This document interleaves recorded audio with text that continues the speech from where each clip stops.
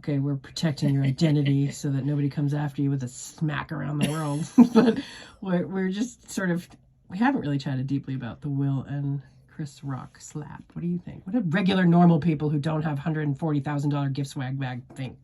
Well, do regular normal people go around smacking people in the face? No, because guess what would happen? We'd feel great. No kidding. Maybe there's some people, some motherfuckers deserve a smack in the No, face. it's assault. But it's assault and battery, and you would get what? Arrested. So where we live in Colorado, if that had happened in Colorado, charges would have been pressed. Immediately. It doesn't matter if Chris wanted to press him or whatever. That is assault.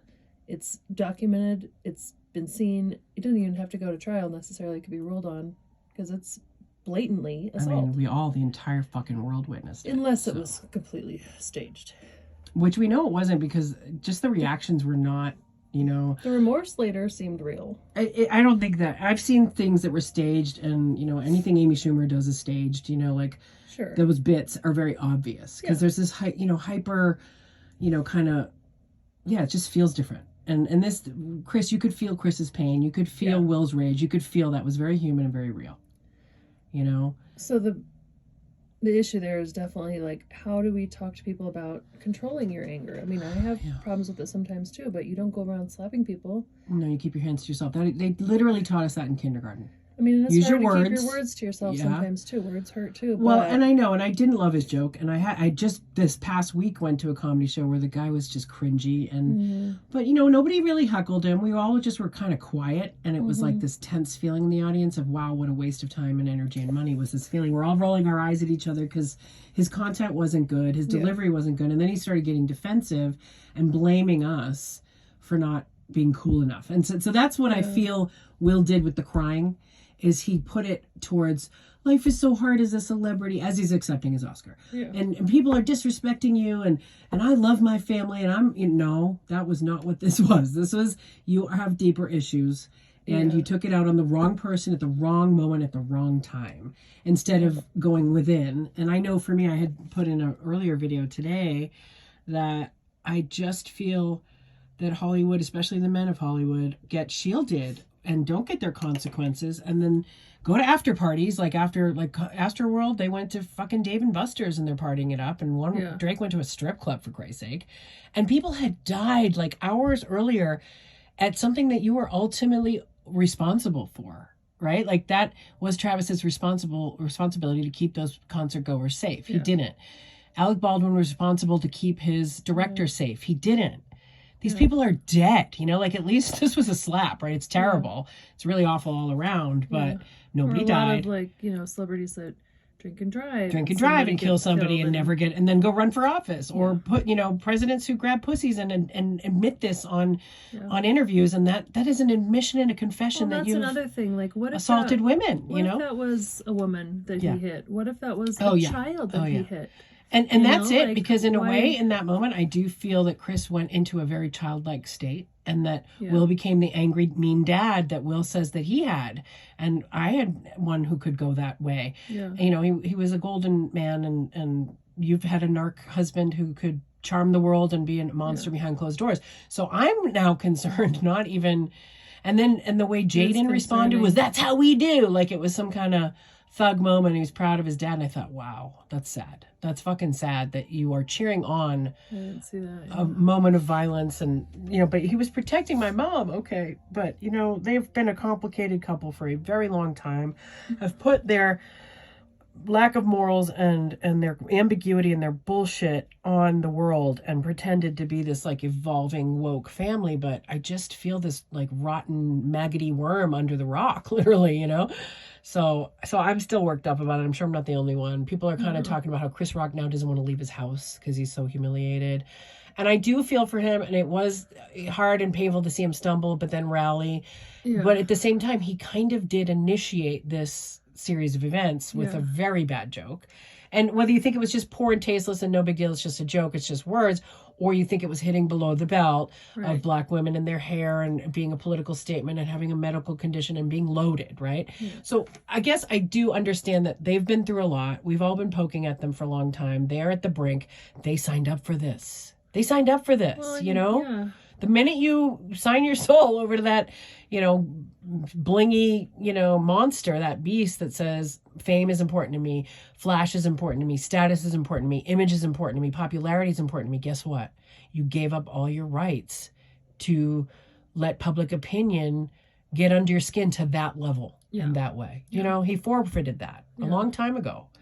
And so I get that he's under pressure. I get that, Oprah had sneakily, slimily said, oh, don't worry, we're going to make mental illness issues so front and center that it will be, you'll be amazed. Or we're going to make it so normalized that you'll be amazed. So I do think she has this agenda of, it's her illness can be normalized, but bad behavior. Thank you. And that's the Kanye argument I had a few weeks ago. Yeah. Is you don't get to, we've all had varying degrees of mental illness. I tried to kill myself. I don't go around smacking people as much as I would like to. If I want to smack somebody today and then turn around and say, well, I'm sorry. I'm going through a really hard time. I'm really suffering. Yeah. And you'd still have your consequences. Right. And that is what, the fact that he gets an Oscar, not only does he not get arrested or escorted from the premises, he gets an Oscar and goes to party afterwards. That's to me where it's just indefensible and reprehensible. So I think that there is an agenda here of normalizing mental illness and opening that dialogue, which I started to try to do back in 2007.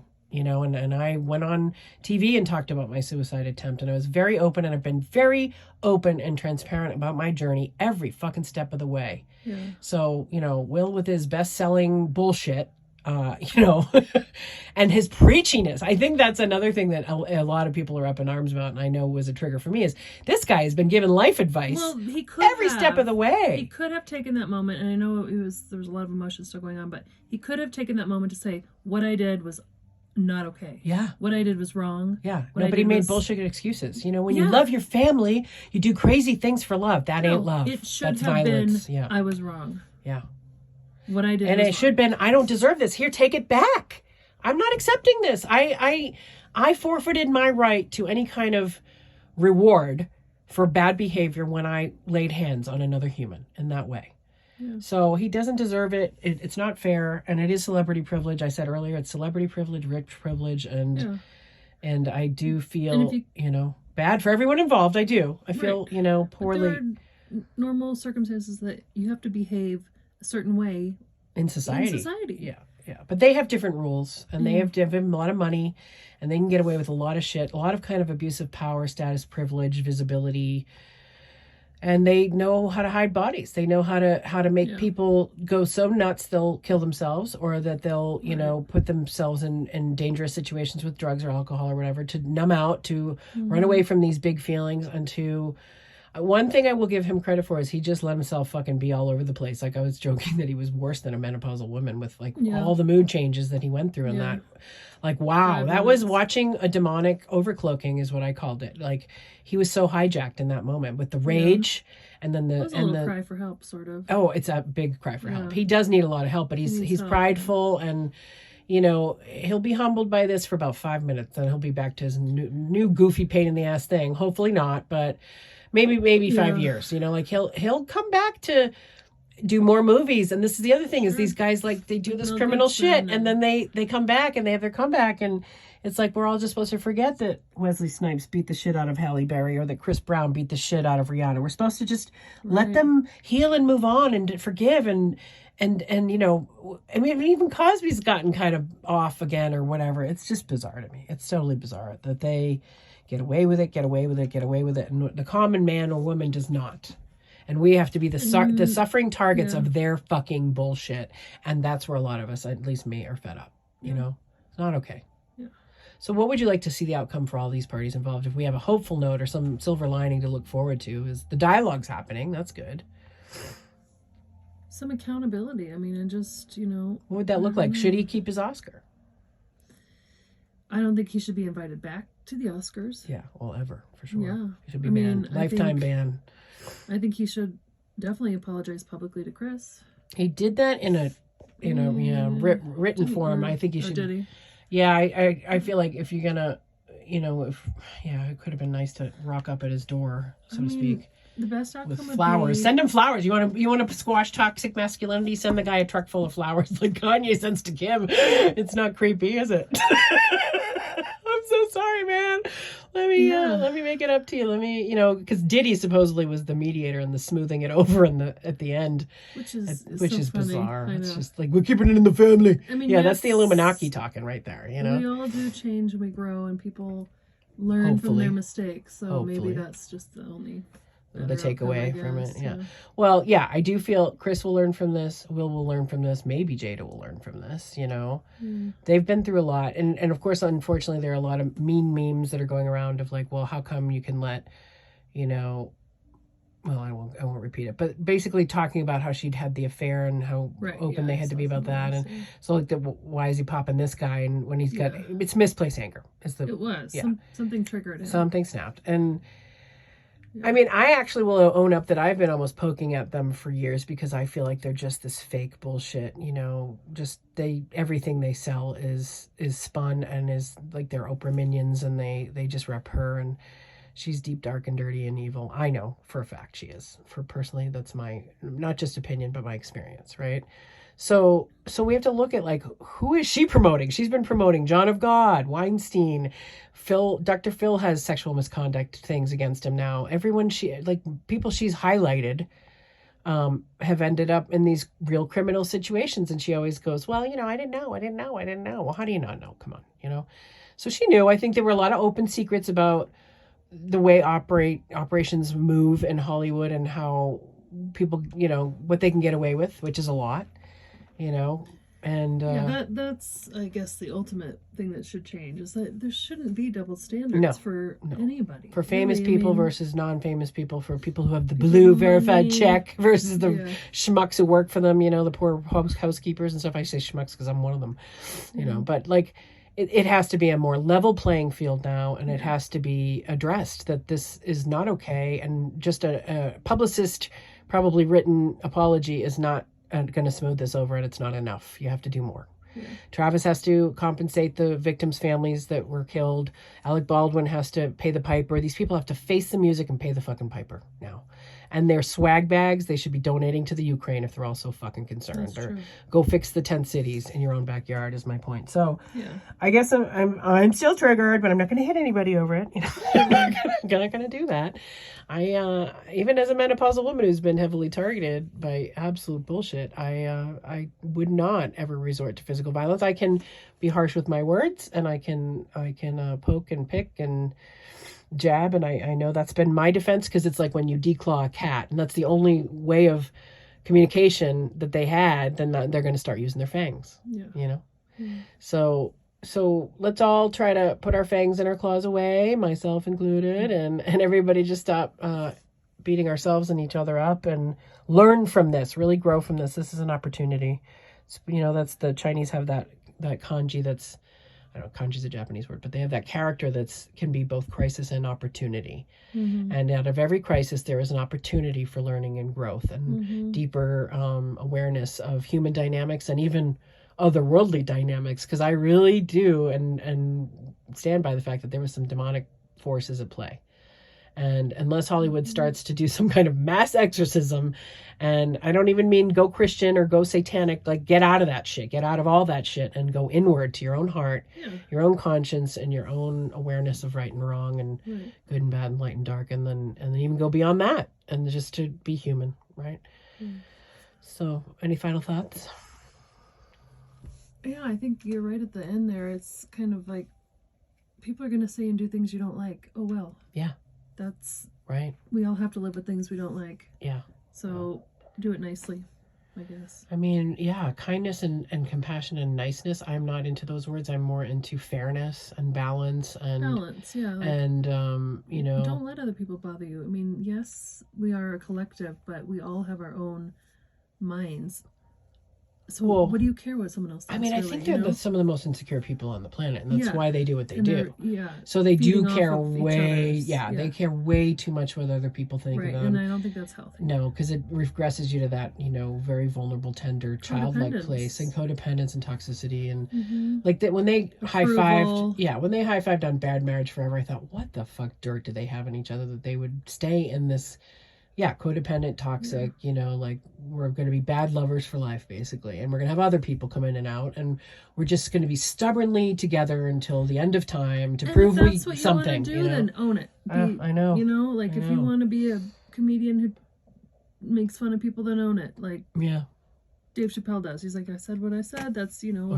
He does fucking own it, that guy. Yeah. I did a video about him recently, those double standards even in your own life. Yeah, you can't say, I can say this, but you can't make fun of me, but I can make fun of you, you know. Yeah, the hypocrisy. And I do think this is a wake-up call for a lot of comedians who have probably for many decades, hundreds of years, gotten away with really like mean jabs and low blows, and that's a form of violence. And so I do understand that point, that little subtle shade point he made, that violence in all its forms is unacceptable. So he was saying he started it. That's like a little kid saying he started it. Like, okay. So his words were fighting words. You went and smacked him to show him, teach him a lesson, and think you were John Wayne in the moment. And you had your moment. Okay, well, now we've all got this aftermath and this hangover of that emotional storm, you know? So that's, I think, a part where I kind of go, oh my God, like, yeah, when all my friends go, why do you care so much about these people? I'm like, because they are in the public eye. They have the ear. They have the products. They have the money power, they have the voting power, they run the world. They influence our whole life. And so I think they need oversight. They need people who stay on them. They need bulldogs and pit dogs and pit bulls who just will not let them slide. You know, you want to slide all the time, slide across the kitchen floor like like what's his name in the movie? You know, Tom Cruise. Risky business. That's what this show business is, baby. It is risky business. That's what we learned about that. So I'm kind of glad I never really did make it, even though parts of me really feel like I could go in there and clean that shit up. Like I'd be the mom of the group. I'd be like, all right, you sit in your corner, you do this, you go do that. You're going to take care of the tent cities, and you're going to take care of the, you know, like I could run that place. I'd be the matriarch. But, you know, they want Beyonce and they want Madonna and they want, you know, Oprah, and they don't want me. So I'm here doing this with you, and it's actually much more pleasant, to be honest. So thanks for sharing. And I did mostly protect your identity. I think the camera flicked up a moment, but that's all right. So this way the Illuminati won't come and get us. All right. So everybody love everybody. Be nice, be kind, be compassionate, but the real kind, not the fake bullshit kind. Be patient. That's an even better one. If you can, that's what I'm working on and with, is if I can be patient with myself and my emotional swings and moods. Especially in those times. Yeah. Build a moment between, I think even Viktor Frankl said that, and he'd been through the Holocaust, you know, build a moment between stimulus and response before you know, fly out of control into those rages. Because that, in a way, I'm glad that the world saw it, because that's what I've been talking about, is these most charming, handsome, popular, you know, wealthy guys sometimes are the biggest fucking scary narcissists on the planet, and they need to be brought forward and sat down and have a good talking to, and not by someone like Denzel, who probably just, you know, no offense to Denzel, but he went and comforted the wrong person, in my opinion. You know, somebody should have tended to Chris's feelings in that. I do feel that was, you know, I guess I'd heard he was on the spectrum. I didn't know that before, and I bet a lot of comedians are, to be honest, because they don't know boundaries or social cues or what's okay or what isn't. And so that makes them really fucking funny. Sometimes I even wonder if I'm somewhere on there, but I didn't get any tests or anything. I did an online one once that said that I had tendencies, or makes sense. I could see that an autistic mystic or psychic would be a thing, because you have to be able to read into people and not what they're presenting to you, but what's really going on underneath, right? And so that's a gift and a curse, I gotta say. So, all right, we just wish everybody well. We wish them their highest and best, and that we can learn and grow from this, not sweep it under the rug and not pretend it didn't happen, but really use it as a teachable moment for the whole planet.